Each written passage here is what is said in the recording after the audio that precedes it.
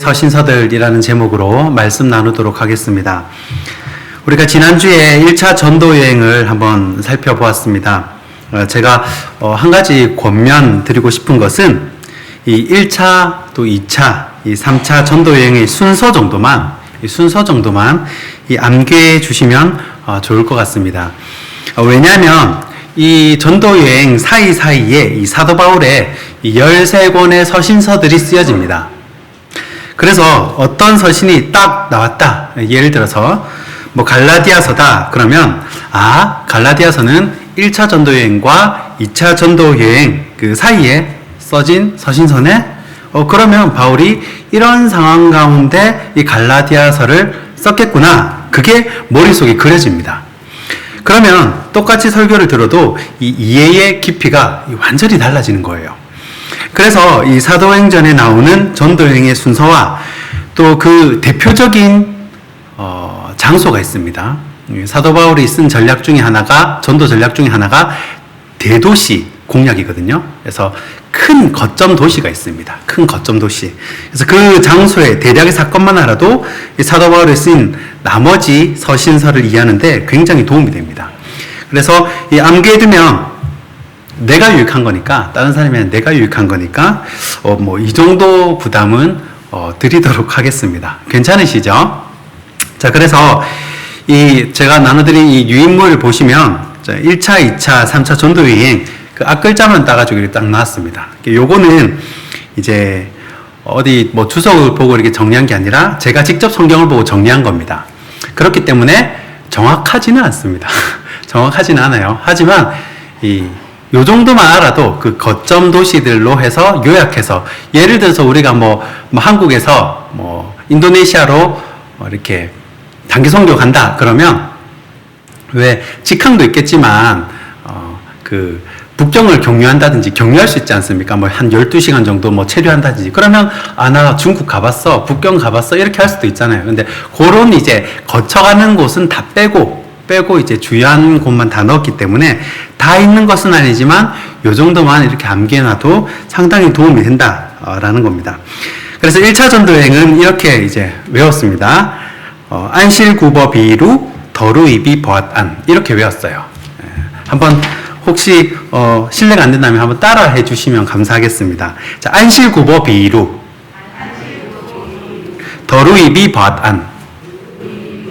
네, 이름을 잠깐 이게 보면요. 안은 안디옥이고요. 실은 실루기아, 구는 구브로, 그다음에 버가 비시디아 안디옥, 이고니온, 루스드라, 더베, 그다음 다시 돌아오죠. 루스드라, 이고니온, 비시디아 안디옥, 버가 아달리 안디옥 이렇게 돌아오는 순서입니다. 우리 한 번만 더 해보겠습니다. 안실구버 비이루, 더루이비 버앗안. 요렇고 그 다음에 2차 전도여행입니다. 자, 2차 전도여행은 되돌아오는 과정이 이제 깨졌어요. 아마 그 갱그리아에서 서원과 관련된 문제입니다. 자, 이렇게 외웠는데 안더갈드 빌데베 아고 갱예암. 한 번만 더 따라하겠습니다. 안더갈드 빌데베 아고 갱예암. 자, 안은 안디옥, 더베, 갈라디아, 드로아, 빌립보, 데살로니가, 다시 베레아, 아덴, 고린도, 겐그레아, 에베소, 안디옥 이렇게 돌아오는 순서입니다. 자, 3차는요 좀 제가 많이 뺐습니다. 1차, 2차 외우다가 버거워가지고 3차를 많이 뺐는데 이렇게 외웠습니다. 에마드밀 바두게 따라합니다. 에마드밀 바두가에. 자, 에베소, 마가도냐, 드로아, 밀레도, 바다라, 두로, 가이사랴, 예루살렘 이렇게 돌아옵니다. 그리고 예루살렘에 도착하자마자 체포되죠. 자, 이렇게 쭉 살펴봤는데 이 최초의 회의 예루살렘 공의회가 이제 예루살렘에서 열리죠. 자, 예루살렘 공의회를 기점으로 예루살렘 공의회 전에 1차 전도여행이고요. 또 49년 공의회 이후가 2차 전도여행입니다. 자, 그러므로 1차 전도여행은 약 한 46년에서 48년 정도. 왜냐하면 공의회가 49년이니까요. 요거 기점을 딱 잡아놓으면 이해하기가 쉽습니다. 49년, AD 49년. 그리고 2차 전도여행은 49년 이후니까 한 50년에서 52년 정도로 봅니다. 자, 그런데 2차 전도여행은 이 사도 바울에게 좀 약간 아쉬움을 남긴 여행이었습니다. 왜냐하면 갔던 곳을 다시 방문하지 못했고 또 가는 곳마다 여러 계획들이 막혔습니다. 그래서 그것 때문에 공격을 많이 받았어요. 어디로 갈라 했는데 막히고, 저기로 갈라 했는데 막히고, 소아시아로 갈라 했는데 막히고, 그러니까 이거를 가지고 이제 공격하는 고의가 있었습니다. 아니, 사도 바울, 왜 자꾸 이게 계획이 바뀌냐고, 이거 했다가 저거 했다가 왜 자꾸 계획이 바뀌냐고, 아니, 성령의 음성을 못 듣는 거냐고, 막 이렇게 공격하는 교회가 생겼어요. 이때 2차 전도 여행 때문입니다. 자, 그래서 이 3차 전도 여행 때 그걸 다시 되짚는데, 그렇기 때문에 3차 전도 여행 루트가 2차 전도 여행 루트와 거의 흡사합니다. 거의 90%가 같습니다. 자, 사도행전 18장 23절부터 또 21장 17절까지가 3차 전도 여행의 내용입니다.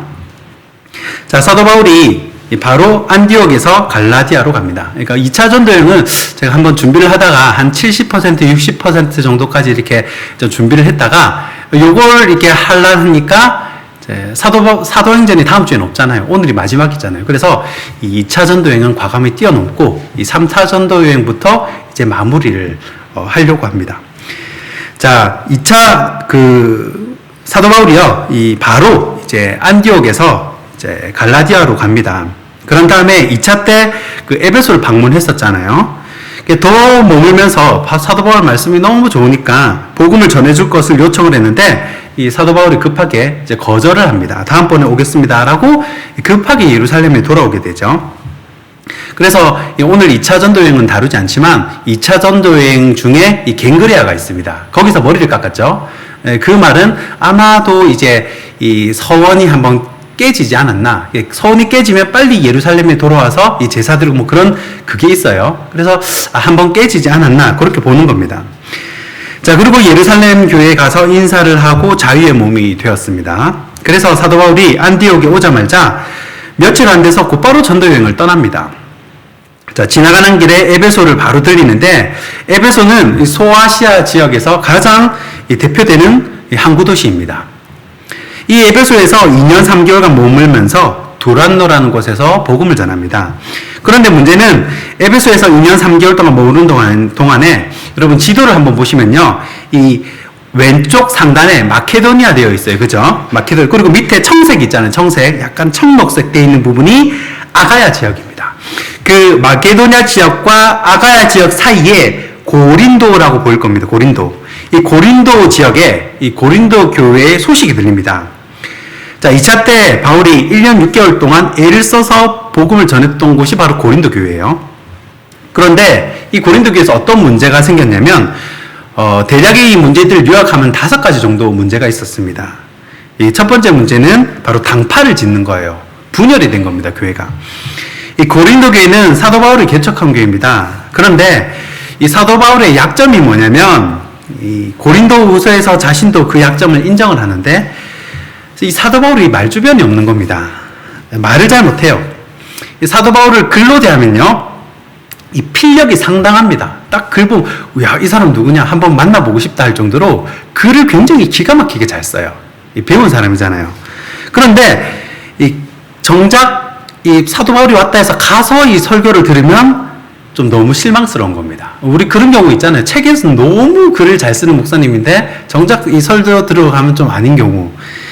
이 글로 만난 바울은 대단해 보였는데 실제로 말은 너무 못하는 겁니다. 이 고린도에서 1년 6개월 하고 바울이 떠난 후에 누가 왔냐면 이 아볼로라는 사람이 왔습니다. 그런데 이 아볼로는요, 이 스피치가 끝내주는 겁니다. 이 탁월해요. 이 구약에 대한 지식도 해박하고요, 너무 설교를 잘하는 겁니다. 그래서 사람들이 이 아볼로한테 이 마음이 쏙 빠지는 거예요. 그러면서 막 사람들이 막 무릎을 치면서 이게 설교지 이러면서 막 쫓아가 다니는 거죠. 그러면서 아볼로를 따르기 시작하는 겁니다. 그러니까 거기서 또 나눠지는 거예요. 파가 나눠지는 겁니다. 어떤 사람은 이게 바울은 뭐고 또 아볼로는 뭐냐? 뭐니 해도 최고는 베드로다. 베드로가 수제자였잖아. 뭐 이러면서 또 개바파가 만들어지는 겁니다.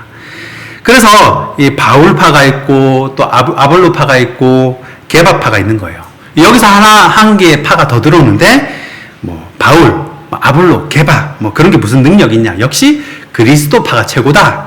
뭐 이렇게 얘기하는 사람이 나오는 겁니다. 그런데 이게 좋게 생각하면 안 되는 게 이 그리스도파는 이 신비주의자들입니다. 약간 좀 치우친. 그러니까 이 사도 바울이 2차 전도 여행 때 세운 이 고린도 교회에서 사도 바울이 사역을 마치고 떠나니까 이 교회가 4개로 파가 분열이 되는 거예요. 자, 그걸 바로 옆에 이 에베소에 있던 사도 바울에게 또 그 소식이 들어갑니다. 그러니까 사도 바울 입장에서 얼마나 속이 상하겠습니까? 자기가 힘들여 공들여 세운 교회인데 이게 또 분열이 되니까요. 그런데 이게 다가 아니에요. 이 고린도 교회 두 번째 문제는 음란함입니다. 이 음란함은 고린도전서 5장에 나오는데 이 아버지의 아들이 자신의 엄마, 이게 헬라어로 보면 친엄마가 아니라 계모로 나옵니다. 이 계모와 성관계를 가집니다. 그런데 고린도 교회 성도들이 누구도 뭐라 하지 않아요. 이 고린도 교회 성도들이 다 알지만, 누가 어떻다는 거 다 알지만 이렇게 바로잡아주는 사람이 없습니다. 잘못됐다라고 말을 해주는 사람이 없어요. 또 세 번째 문제는 무분별한 은사입니다. 예배 시간에 은사가 터지는데 이게 절제가 안 되는 거예요. 자기가 뭘 잘한다고 해서 이게 절제가 돼야 되잖아요. 교회는 오케스트라와 같아서 지가 소리 낼 때가 있고 가만히 있어야 될 때가 있는데, 가만히 있어야 할 때 소리를 내버리고 또 소리를 내야 할 때 또 소리를 안 내고, 이렇게 엇박자로 가는 사람이 종종 있잖아요. 그러니까 은사가 절제가 안 되는 겁니다. 또 이 네 번째 문제가 뭐냐면 음식입니다. 이 고기를 먹어도 되냐 안 되냐 뭐 그런 문제. 그리고 이 마지막 문제가 부활의 문제입니다. 나중에 우리가 부활할 때 우리가 입고 있는 육신도 부활이 됐냐 아니면 영혼만 부활이 됐냐, 그런 것들이에요. 자, 이런 것들 때문에 교회가 막 싸우는 겁니다. 그래서 이 사도 바울이 에베소에서 고린도 교회에 보낸 편지가 바로 고린도 전서입니다.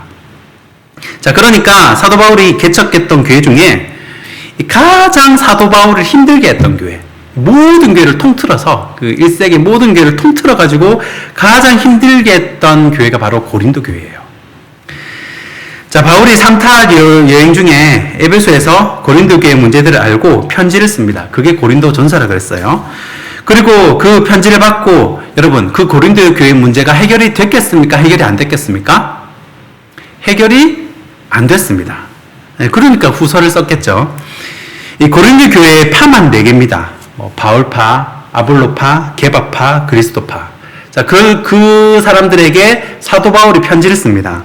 그러면 어느 파만 좋아하겠습니까? 당연히 바울파만 좋아하겠죠. 그리고 나머지 3파는 싫어할 겁니다. 그래서 이 나머지 3파들이 이 바울의 권위 자체를 인정을 하지 않습니다. 이 바울의 권위를 흔드는 거예요. 바울의 권위를 인정하지 않으면 바울이 보낸 편지도 인정을 안 해도 되는 겁니다. 그래서 사도권을 건드려요. 네가 무슨 사도냐. 자, 그런데 1차 전도여행 마치고 이 갈라디아 교회도 이 사도 바울의 이 사도권을 건드렸거든요. 그런데 그때랑은 차원이 다릅니다. 갈라디아 교회에서는 바울이 예수님께 직접 부르심을 받지 않았다라는 게 핵심인데, 고린도 교회는 이 사도 바울 바로 인신공격을 합니다. 어떤 공격이나, 이 당시에는 이 소피스트처럼 전 세계를 돌아다니면서 지식을 전하는 이 강연자 같은 그런 철학자가 많았습니다. 이 사도 바울도 그 중 하나로 인식이 되는 거죠. 그런데 이 소피스트, 이 순회 강연자들 중에 좋은 선생의 기준이 있습니다. 어떤 선생이 좋은 선생이냐? 첫 번째는 이 강의료가 비싸야 합니다. 돈을 많이 받는 강사, 우리가 보통 어떤 분을 모시려는데 아무 때나 오실 수 있는 분, 당장 내일도 갈 수 있습니다, 이런 분이 좋다고 생각되나요? 아니면 1, 2년 전에, 최소한 한 1년, 2년 전에 예약해야 겨우겨우 모실 수 있는 분, 그런 분이 좋다고 생각이 됩니까? 당연히 겨우 모실 수 있는 분, 힘들게 모실 수 있는 분, 그리고 한 번 모실 때마다 강사료를 한 500만 원씩, 700만 원씩 이렇게 드려야 하고, 그러면 벌써 이제 신뢰가 가는 겁니다. 그런데 어떤 사람은 바로 하루 전에 연락해도 바로 올 수 있고, 또 강의료는 무료고 자비량 사역자고, 그러면 이 사람들 마음에 그냥 은연중에 좀 별로인가 보네, 그런 인식이 있습니다. 그러니까 이때는 더 심했다는 거예요. 이게 이 좋은 소피스트일수록 이 비싼 강요를 받았다는 겁니다. 그런데 사도 바울은 자비량 사역자예요. 인정을 안 해주는 거죠. 그리고 두 번째는 이때 전 세계에 돌아다니는 강연자들은 굉장히 외모에 신경을 썼다고 합니다. 이 외모도 강사의 이 중요한 기술 중 하나로 친 거죠. 자, 그런데 바울은 돌에 맞아가지고 막 얼굴도 상해 있고요. 또 이렇게 머리도 없다고 이렇게 알고 있잖아요. 대머리고. 그리고 온몸의 흉터에 옷도 이제 끄제제하고, 그리고 텐트 만들다가 왔으니까 뭐 신발도 뭐 먼지 투성일 거잖아요. 그러니까 이 고린도 교회가 바울에게 사도권을 시비 걸 때 예수님께 직접 부름을 받았냐 안 받았냐 이게 아니라 외모를 건드리는 겁니다. 그리고 말 못하는 거를 이렇게 시비 삼는 거예요. 굉장히 인신공격을 하면서 이 바울을 힘들게 한 교회가 바로 이 고린도 교회입니다. 이 사도 바울이 이런 대우를 받으면서 여러분 고린도 교회에 다시 연락을 하고 싶을까? 그런 생각이 들었습니다. 자기가 개척을 하고 또 자기가 세운 이 직분자들이고, 그런데 그런 인격 모독을 당하는 겁니다. 그러면서 이제 그 교회에 다시 연락을 하는데 그 쓴 편지가 바로 고린도 후서입니다. 그리고 그런 말한 부분들을 다 인정을 해요. 뭐 이 독사의 자식들아 뭐 이렇게 하지 않고 그 부분을 인정을 합니다. 너희 말이 다 맞다. 그러면서 편지를 써요. 그래서 이 13 서신 중에 자기가 3번이나 기도했는데 응답 못 받았다라는 이런 자신의 연약함을 드러내는 곳이 바로 이 고린도 후서입니다. 보통은 이제 자기가 잘한 거, 뭐 기적 일으킨 거, 손수건만 만졌더니 나았더라, 뭐 그런 걸 말해야 되는데, 내가 이만큼 능력이 있다, 이걸 PR을 해야 되는데, 이 바울은 오히려 자신의 약함을 자랑을 하는 거예요. 그러니까 사도 바울은 그 고린도 교회 사람들과 이 가치관 자체가 달랐다는 거죠. 자, 그러니까 3차 전도 여행 중에 에베소에서 고린도 전서를 쓰고 또 떠나 있는 동안 마게도니아에서 쓴 것이 바로 고린도 후서입니다. 자, 실제로 직접 고린도 교회에 가서 사도 바울이 문제를 수습합니다. 또 고린도 교회에 찾아가요. 그런데 고린도 교회에 있을 때 이 또 다른 로마 교회에서의 이 싸움 소식을 듣습니다. 그래서 고린도 교회에서 그 소식을 듣고 편지를 보내는 것이 로마서입니다. 자, 그러니까 3차 전도 여행 중에 사도 바울이 계속 들었던 소식이 뭐냐면, 물론 로마 교회는 사도 바울이 직접 개척한 교회는 아닙니다. 자, 듣는 소식이 다 이런 거짓, 다툼, 음란, 양심을 속이고 또 부도덕하고, 이게 이 초대교회 끊이지 않았다는 거예요. 그래서 사도 바울이 3차 전도 여행 중에 이 3권의 서신서를 씁니다. 이 고린도 전서, 고린도 후서, 로마서. 이게 바로 이 3권의 서신서를 쓴 배경이 된다는 겁니다. 자, 그러면 정리해보면요. 1차 전도 여행을 마치고 한 권을 씁니다. 뭐죠? 이 갈라디아서를 씁니다. 그리고 2차 전도 여행 중에 이 2권을 쓰죠. 데살로니가 전서와 후서. 우리 2차 전도 여행은 우리가 다루지 않았습니다. 그리고 3차 전도 여행 중에 3권을 씁니다. 고린도 전서와 고린도 후서와 로마서를 씁니다. 그리고 나서 사도 바울이 3차 때 갔던 지역을 다시 되짚으면서 돌아오게 됩니다. 자, 예루살렘으로 돌아왔는데 그때 바로 사도 바울이 체포가 돼요. 왜 체포가 되냐면 그 드로비모라는 에베소 사람을 성전 안으로 들여왔다라는 죄목입니다. 자, 이게 왜 중요하냐면 그 헤롯 대왕 때에 원래 성전보다 더 중축을 합니다. 더 개축을 해요. 그러면서 여러분 그 유행물에 보시면 뒤쪽에 보시면 예수님 시대의 성전 지도가 있습니다.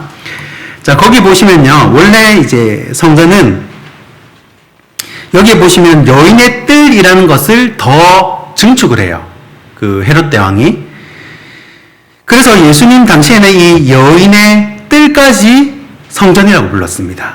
그 뒤에 성전이라고 글자 붙은 거하고 여인의 뜰까지 다 성전으로 쳤어요.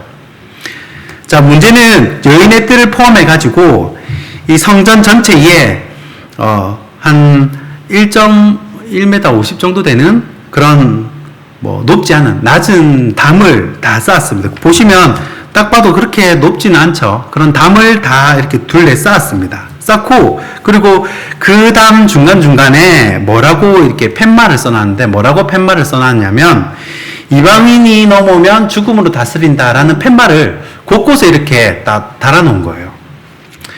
그러니까 이게 얼마나 자존심이 상하는 그 문제냐면, 유대인이면 거지도 거기 들어갈 수 있습니다. 다 들어갈 수 있어요. 그런데 이방인만은 못 들어가는 겁니다. 자, 이것이 에베소서 2장 14절에 말하는 막힌 담입니다. 왜 우리 찬양 중에도 그런 게 있죠. 주는 평화 막힌 담을 모두 허셨네. 그때 그 찬양, 가스펠 찬양에 나오는 그 막힌 담이 여기 이 막힌 담이에요. 자, 그런데 사도 바울이 이 이방인 드로비모를 데리고 이 경계석 안으로 데리고 들어왔다는 겁니다. 완전 거짓말이죠. 그래서 사도 바울을 잡아가지고 예루살렘 감옥에 가둡니다. 그리고 바로 이제 가이사랴로 송치가 되죠. 왜 가이사랴로 가게 되냐면 이때 이제 이스라엘은 로마의 속국이었으니까요. 이스라엘의 정신적인 그 수도는 예루살렘입니다. 당연히 예루살렘이죠. 그런데 로마 제국이 유대 지역의 행정 수도로 정한 곳은 가이사랴였습니다. 그래서 총독이 가이사랴에 머무는 거예요. 그런데 이제 1년에 3번씩 절기가 있지 않습니까? 절기 때는 총독이 예루살렘으로 내려갑니다. 그래가지고 성전에 가보는 거죠. 그래서 이 지도에 보시면, 그 유인물에 나오는 지도에 보시면, 저쪽 뒤에 안토니오 요새라는 것이 있습니다. 아마 보이실 거예요. 성전 저 뒤쪽으로 안토니오 요새를 성전보다 더 높게 쌓습니다. 더 높게 쌓아가지고, 거기서 총독이, 거기 가는 거예요. 절기 때마다. 거기 가가지고, 총독이 거기서 내려다 보면서 무슨 반란이나 소요가 일어나지 않나 이렇게 감시를 하는 겁니다. 하지만 자기가 머무는 곳은 어디예요? 가이사랴라는 거예요. 가이사랴. 그래서 바울이 가이사랴로 이송되어 가지고 거기서 2년을 있습니다. 자, 그리고 바울이 황제에게 상소를 해가지고 로마에서 2년, 총 4년을 감옥에 있는 거예요. 자, 이 배경을 이해해야 하는 이유가 뭐냐면, 자, 사도 바울이 잡히기 전에 이 10년 동안 1차, 2차, 3차 전도 여행을 합니다. 그동안 사도 바울은 고린도후서 11장에 의하면 보시면 이 40의 가만매를 5번이나 맞았고요. 또 3번 태장을 맞고, 또 돌에 1번 맞고, 3번 파선을 하고, 일주일 동안 바다에 둥둥 떠다니고, 바다 위에 표류했다 그래요. 그리고 강의 위험, 강도의 위험, 동족의 위험, 이방인의 위험, 이 수많은 위험 가운데 이 전도여행을 다 마치게 됩니다. 그리고 이제 사도 바울이 이 예루살렘에 보고를 한 다음에 이제 전도 보고를 하죠. 보고를 한 다음에 이제 좀 쉬었다가 바울이 어딜 가고 싶었냐면 그 땅끝의 나라 스페인에 가고 싶어 했어요. 그래서 이 1차, 2차, 3차는 로마 이 동쪽 평만 이 복음을 전했는데 이제는 로마 서쪽 이 스페인 지역에 복음을 전하고 싶은 겁니다. 자, 그래서 이제 재충전도 하고 좀 쉬고 싶었는데 사실 그게 자기 뜻대로 되지가 않습니다. 이 쉬지도 못하고 예루살렘 3차 전도여행 예루살렘에 딱 왔는데 바로 감옥에 잡혀 들어갑니다. 그러니까 이 사도 바울의 이 심정을 우리가 좀 헤아려 볼 필요가 있습니다. 이 사도 바울도 이제 사람이잖아요. 그러니까 10년 동안 쉬지 않고 이 선교 사역에 달려왔습니다. 매진해 왔어요. 그리고 바로 감옥에 잡혀 들어가는 겁니다. 그 열매가. 그러니까 바울이 얼마나 하나님을 원망할 만하겠습니까? 이 가이사랴에서 로마로 갔는데요. 이 로마에서는 가택연금을 당합니다. 그런데 로마에서 이 가택연금 집을 누가 구해주는 게 아니에요. 로마에서 주는 게 아닙니다.